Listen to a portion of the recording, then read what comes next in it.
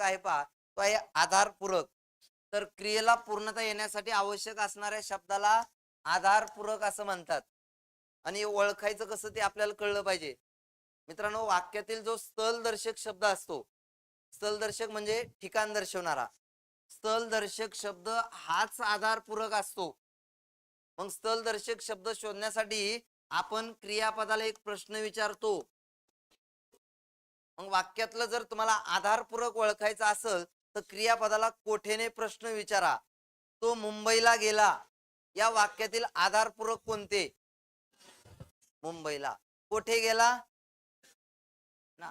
त्याने हातावर तुरी दिल्या, कोठे दिल्या? राजूने कागदावर नाव लिहिले, कोठे लिहिले?